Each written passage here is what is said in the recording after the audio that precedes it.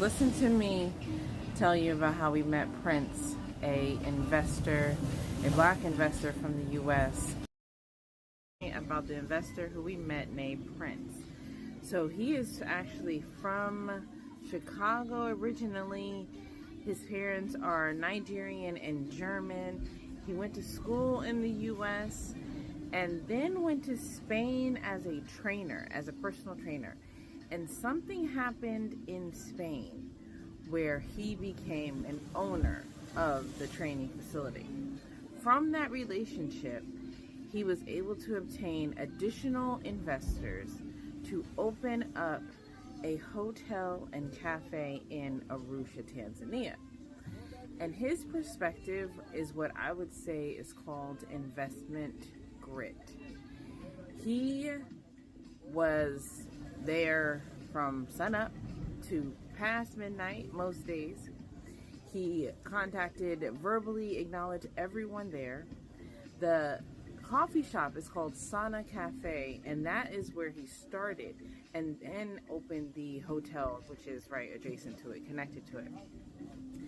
And he talked about staffing. He talked about some of the investment benefits of staffing in an area like Tanzania, that his ROI is at 80%, but it wasn't always like that. And the reason why he is there is because his investors are Spanish, as you can tell from some of the supplies that are in his hotels. For instance, I saw the towels were from Spain.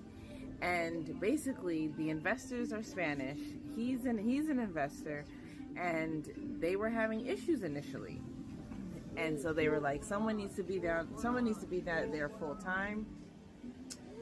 And he was the one who was chosen to be there. I mean, he says basically because he was black, which makes sense. He speaks the Swahili language and he's black, so he was the one that went there. But he has raised the equity, the attention of the business, and it is doing quite well. So he talked about the ROI, right? That they're 80% of ROI, and that's huge. It's successful.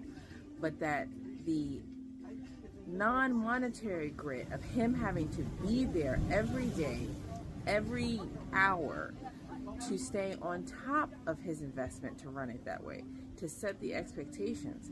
Because in a country like Tanzania, and probably a lot of other countries, he was saying that the people, they're a little behind educationally.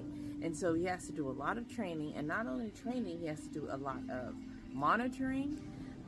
He had some issues with theft. And what was a very interesting story is that there was a theft involved, and it's not like the States where you just call the police, right? So he had to actually hurt an ex-employee. And it was actually multiple examples he was giving us of him having to physically put hands on somebody to set an example.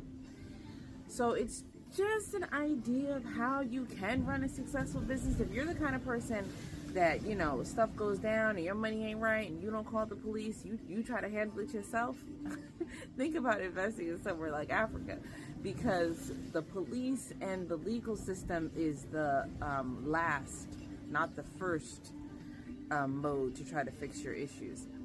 So, I would encourage anyone traveling to Arusha, Tanzania, to want to stay in a black-owned hotel. Sana Boutique is a wonderful example. The food was magnificent. The hotel room was beautiful. Furniture and everything. So I would highly recommend it. And, talking to Prince was amazing. Amazing. He's an innovator, truly an example. And we definitely wish him the best. I have a few more interviews to do while I'm on vacation. Let me know, comment how you're liking this series of African investments.